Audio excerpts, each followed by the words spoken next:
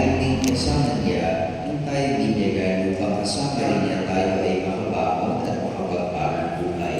Naganap na natin na 40 araw ng paghahanda, kaya sariwain natin ngayon ang ating pangako sa pagbibinyag.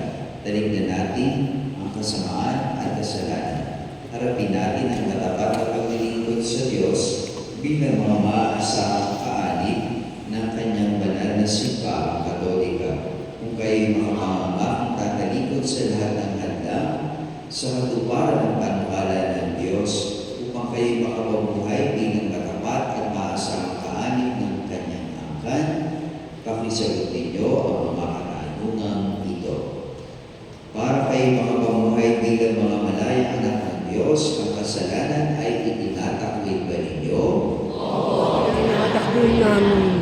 Para kayo'y huwag mapailalim sa kasalanan, ang kaakit-akit na tukso ng kasamaan ay itinatakwil ba ninyo? Oo, Si Satanas na pinanggagalingan ng kasalanan at pinuno ng kadiliman ay itinatakwil ba ninyo? Oo, itinatakwil namin. Ngayon na may ating harapin ang ating pananampalataya, kung kayo'y mga pangangako nagsisikap mabuhay bilang itinararangal ng mga anak ng Diyos Ama, kung tutularan ninyo siya sa kanyang kabutihan, pagmamahal sa lahat, at pagmamalasakit para sa pangkalahatang kapakanan. Pakisagot niyo ang mga katanungang ito.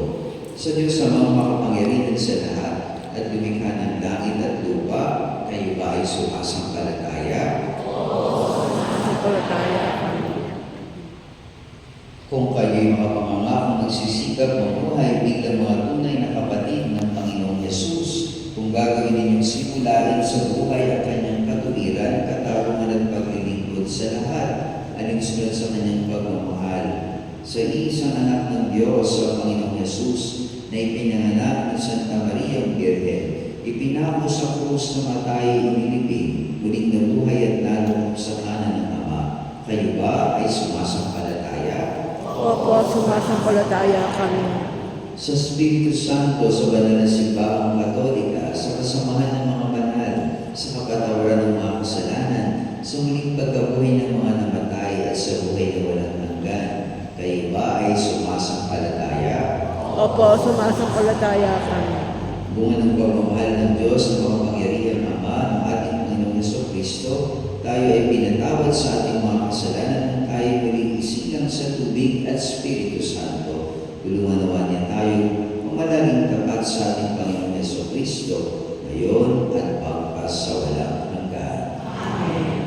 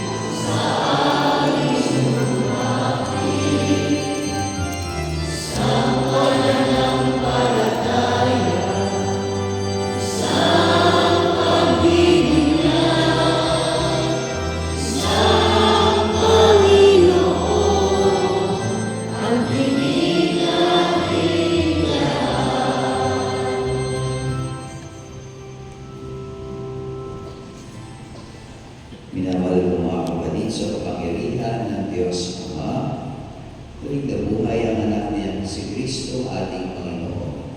Lumalangin tayo ngayon sa Kanya na may lubos na pagtitiwala sa Kanyang walang hanggang kapangyarihan at kagandahang loob. Ating itutugon, Ama naming mapagmahal, dinggin mo kami.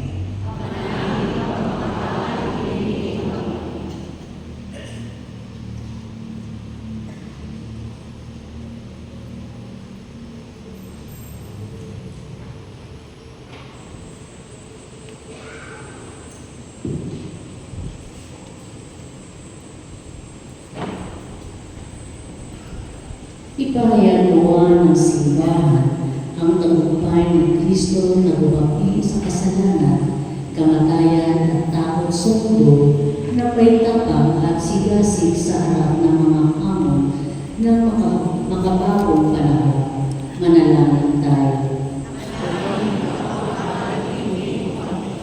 Talingalawa ng mga pinuno ng pamahalaan ang pansariling interes at sa halip ay maglingkod ng may tunay na malasakit at katapatan sa bayan at sa mga mamamayan at may katapatan. Manalangin tayo.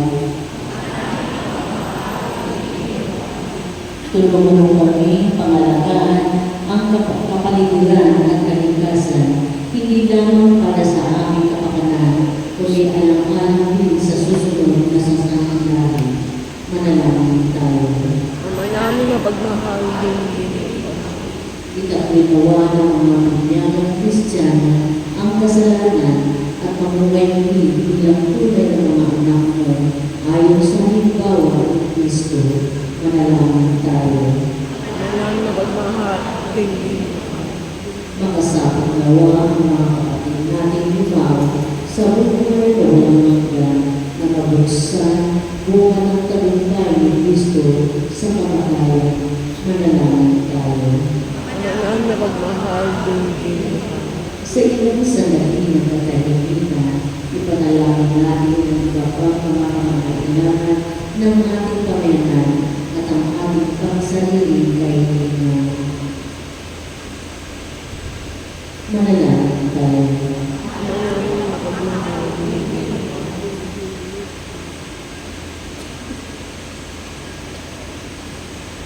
Ama naming mapagmahal, tanggapin po ang aming mga abang panalangin, pinipilipiling namin ang maluwalhating tagumpay ng iyong anak sa kasalanan at kamatayan. Mahayag nawa sa aming pamumuhay ang tagumpay ni Kristo na mo, aming Panginoon. Amen.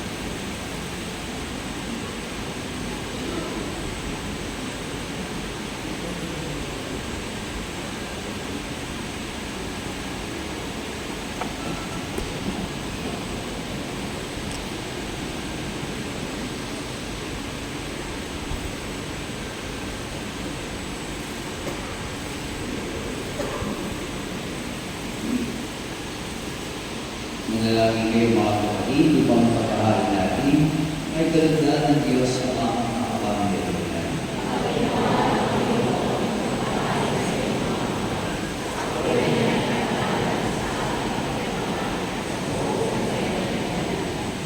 Ama namin nalikha, masaya namin pinag-iibang ang paso ng pagkabuhay. May aming ginagawa pagkain nito na anak ng mahal para sa muling pagsilang at pagkinabang ng aming sambayanan sa pamamagitan niya kasama ng Espiritu Santo mapagsawalang hanggan. Sumainyo ang Panginoon. O sumayin rin. Itaas sa Diyos ang inyong puso at diwa. Pasalamatan natin ang Panginoong ating Diyos. Ama namin makapagyarihan ko din ang marapat na ikaw ay aming pasalamatan dahil kayo pinagpilin ang pagkahain ng Mesiyas ang aming pagpanatungo sa aming lahat. Inyong anak na minamahal ay nagkain ng sarili ng buhay. Siya ang tupamaang umabo sa kapagusuhan upang mapatawad ang kasalanan ng sanlibutan. Sa pagkamatay niya sa banal na krus, ang kamatayan namin ay kanyang nilupig. Sa pagkabuhay niya naman ng Diyos, pag-asa at pagkabuhay ay aming pinapalik. Kaya kaisa ng mga ewan sisiaw ng papuli sa iyo, walang bayad sa kalangitan, kami ay nagmumuli sa iyo kalagitnaan.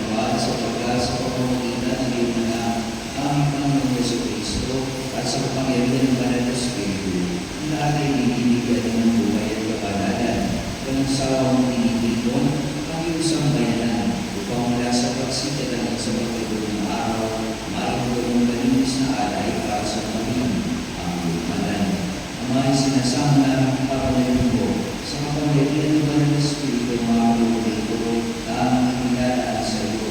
Gumawa ay maging katawan at dugo ng iyong anak at aming Panginoong Jesucristo na nagpulis ipagdiwang ang misteryo nito. Kung gabi pagkaroon siya, kinuha kanyang tinapay.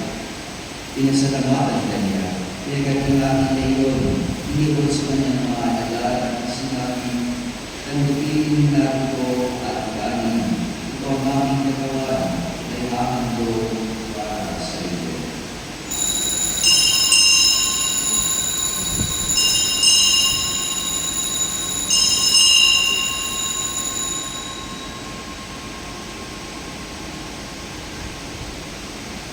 Ganyan naman, nung matapos ang hapunan, ginawa kanyang alis, hindi kanyang pinasalamatan, hinirap niyang alis sa kanyang mga alagad, at sinabi, tanggapin natin ko ito ang alis ng aking ito, kung bakit ko ang pagkagipan, ang aking gulay ng buhos para sa inyong lahat, sa iyong pagpapatawad ng mga kasalanan, gawin ibigay sa paglalala sa akin.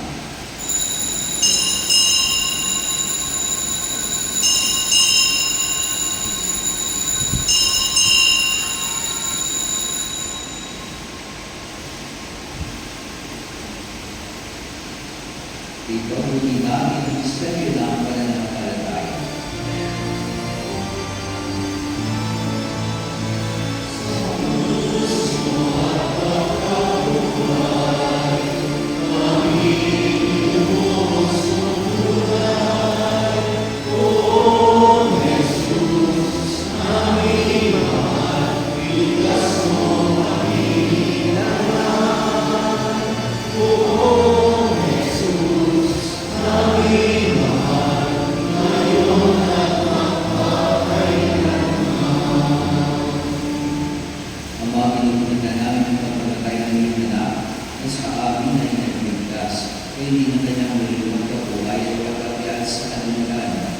samantalang na kanyang magbabalik ay pinananabigan.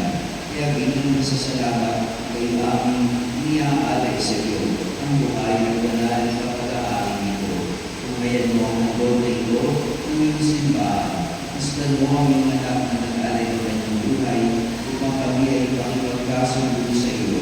Gawin mo kami nagsasalo-salo sa kanyang tawag ng dulo ay magpuspos ng Espiritu Santo at maging isang katawan at isang diwa kay Kristo. Kami nawayo inyong handog na habang panahon nakatalaga sa iyo, inuwanawan na kami magkamit ng iyong pamana kaysa na ina ng Diyos ang mahalagang pamilya, kaysa ni San Jose at ng Maria ng Puso, kaysa ng mga apostol, ni Santo Romano, kaysa ng lahat ng mga banal na aming naasahan lagi na nakikiusap para sa aming kapakanan. Ang mga handog na ito na aming ikipagkasundo sa iyo ay magpumalawan ng kayuhan ng kaligtasan para sa buong naibig, pagkataligo sa pananampalataya at pag-ibig, ang iyong simbahang naglalakbay sa lupa, kasama ng mundo na si Pablo ang aming obispo Bartolome, ang kanang mga obispo at ang buong kapayaan at ang pinigil sa bayan. Hindi mo makainin ang iyong at may iniinom sa iyong harapan. Ang mga mauling, tutulin mo at sabihin ang lahat ng iyong mga anak sa bawat kami at sulok ng daigdig. Pawal at pag-ibig sa iyong bahayan ang mga kapatid namin lumaw at ang lahat ng isa na sa mundo na nangyatari ang pag-ibig sa iyo. Kami umaasang makarating sa iyong bibig at sama-sama tatamasa ang iyong panininang walang hali sapagkat aming nasisilayan ng iyong kagandaan sa pamamagitan ng aming Panginoon Jesucristo na sa pinagdaraan ng bawat kaluluwa sa aming pagkakilan. Sa pamamagitan ng Kristo, kasama niya sa Kanya ang lahat ng karangal at papuri ay sa iyo, Diyos sa mga kapakalitan, kasama ng Espiritu Santo, pagpapasakalan ng pagdaan.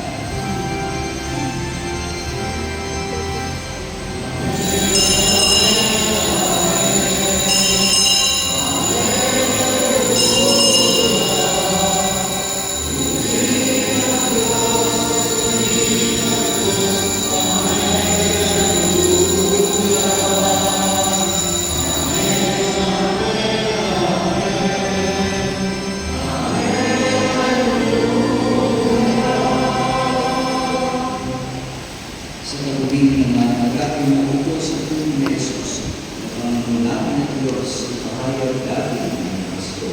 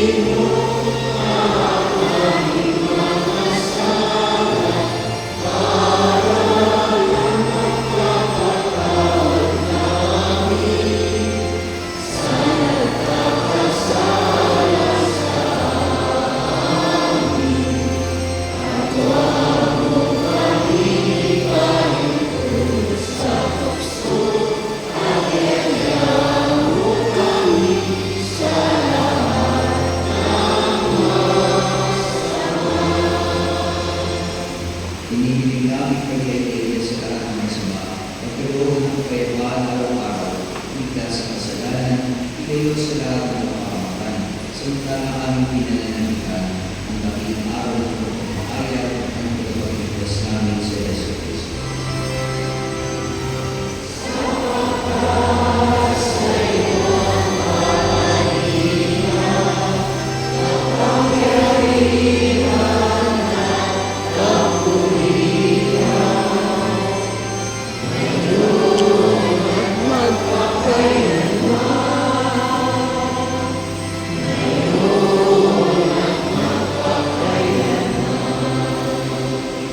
Panginoong Jesucristo, sinabi mo sa iyong mga apostol, kapayapaan ang iniiwan ko sa iyo, ang aking kapayapaan ang ibibigay ko sa iyo.